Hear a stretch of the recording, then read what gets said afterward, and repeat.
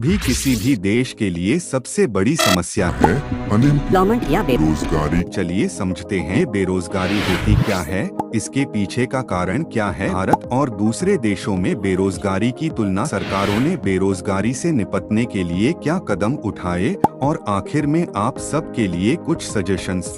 अलग अलग देशों ने बेरोजगारी को अलग अलग तरीके से परिभाषित किया है। इंटरनेशनल लेबर ऑर्गेनाइजेशन के अनुसार हार्मोनाइज्ड अनएम्प्लॉयमेंट रेट, जो लोग काम करना चाहते हैं लेकिन उनके पास कोई काम नहीं है, उनकी संख्या को बताता है। वहीं OECD harmonised unemployment rate, total work force के कितने प्रतिशत व्यक्ति बेरोजगार हैं, उनकी संख्या को बताता है। Geeks for Geeks के आर्टिकल के अनुसार ऐसे कुछ कारण हैं जिनकी वजह से इंडिया में बेरोजगारी है। पहला, कास्ट सिस्टम के चलते किसी जगह पे एक जाति के व्यक्ति को सिर्फ एक ही काम करने के लिए मजबूर किया जाता रहा। काम एक ही जाति के व्यक्ति को दिया जाता रहा है, न कि जो व्यक्ति हकदार को और काम करने की क्षमता रखने वाले को। दूसरा, की अपर्याप्त अर्थव्यवस्था में बढ़ोतरी और बढ़ते जनसंख्या को रोजगार के मौके कमी भी बड़ा कारण रही है। तीसरा, भारत में कृषि जनसंख्या के आधे से ज्यादा आबादी को रोजगार प्रदान करता है, जो कि साल में कुछ ही महीनों के लिए ही रोजगार दे पाती है। कृषि में प्रचंड बेरोजगारी के चलते लोगों को रोजगार व आय को बढ़ाने की जरूरत है। चौथा, इस उद्योग की उपयोगिता की कमी का मुख्य कारण रही है। सस्ते इकट्ठे बनने वाले सामानों ने हाथों से बनने वाले सामानों और उससे जो रोजगार प्राप्त व्यक्तियों को बेरोजगार कर दिया है। 5, बचत और निवेश में कमी भी बेरोजगारी का बड़ा कारण रही है। तथा पूरे देश भर में लेबर सप्लाई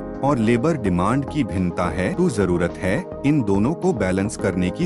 इंडिया की एजुकेशन सिस्टम में ट्रेनिंग और किसी जॉब के लिए जरूरी स्किल्स PR कोई विशेष जोर नहीं है। इसका प्रभाव दिखता है कि 80% इंजीनियर्स रोजगार के लायक ही नहीं है। देखिए, ऐसा नहीं है कि सिर्फ इंडिया में ही बेरोजगारी बड़ी समस्या है। बेरोजगारी यूरोपीय देशों में भी है, जिनमें ऑस्ट्रेलिया में 3.40%, ईरान में 11.50%, इराक में 14.0% है। इस लिस्ट में सबसे ज्यादा बेरोजगारी दार साउथ अफ्रीका 32.90%, नाइजीरिया में 33.30 है। वही सबसे कम नाइजर में 0.80% और अन्य विकसित देशों में सामान्यतः 3 to 4% की बेरोजगारी दर है। तो समझने वाली बात ये है कि इन देशों में बेरोजगारी DR इंडिया से कम क्यों और इंडिया में बेरोजगारी को कैसे कम किया जा सकता है। यूरोपियन यूनियन के रिपोर्ट के अनुसार अप्रैल 2021 में यूरो जोन में बेरोजगारी 0.1% घटकर 8% हो गया, जबकि अप्रैल 2020 में यह दर 7.3% का था। यूरोपियन यूनियन ने बेरोजगारी से निपटने के लिए यूरोपियन एम्प्लॉयमेंट स्ट्रैटेजी पॉलिसी लेके आई। यूरोपियन सोशल फंड यूरोप में लोगों को रोजगार दिलाने के लिए उनको मौके देती है। EU ने सन 2021 to 2027 88 बिलियन यूरो फंड दिया है,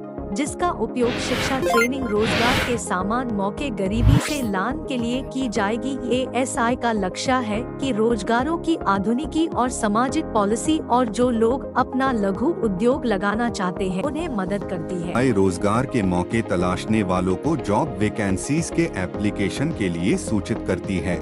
EGF लोगों को वैश्वीकरण से जॉब चले जाने PR नए रोजगार ढूंढने में उनकी सहायता करती है। जिन लोगों की दयनीय स्थिति होती है उन्हें खाना और बेसिक नीड्स की पूर्ति कराती है। योर फर्स्ट यूर्स नाम की जॉब प्लेटफॉर्म 18 से 35 वर्ष के युवाओं को प्रोफेशनल एक्सपीरियंस कराने के लिए विदेश भेजती है और ट्रेनिंग कराती है। वैसे ही इंडिया में भी गवर्नमेंट्स ने बेरोजगारी कम करने के लिए योजनाएं चलाई है, जिनमें 1979 की TRYCM 1980 में IDRP 182 में Shri Dharmasthala Manjunatheshwara educational trust, Canara bank, syndicate bank ने रुतसेती नाम का इनिशिएटिव लेकर आए, जिसका मूल उद्देश्य स्वरोजगार को बढ़ावा देना रहा है। इसके बाद सरकारों ने मनरेगा 2015 में PMKVY 2016 में स्टार्टअप इंडिया स्कीम और उससे पहले 2014 से नेशनल स्किल डेवलपमेंट मिशन चला रही है। वर्तमान समय जितने गवर्नमेंट जॉब्स हैं, उनमें से औसतन 573 पोस्ट्स हर दिन कम हो रहे हैं कि बहुत सारे युवा इन्हीं सरकारी नौकरी के पीछे भाग रहे हैं। हाँ, सिलेक्शन रेट काफी कम है। आर्टिफिशियल इंटेलिजेंस के दौर में सबसे ज्यादा जरूरी है फ्यूचर की इन डिमांड स्किल्स को सीखना और समय के साथ अपने को अपडेट करते रहना।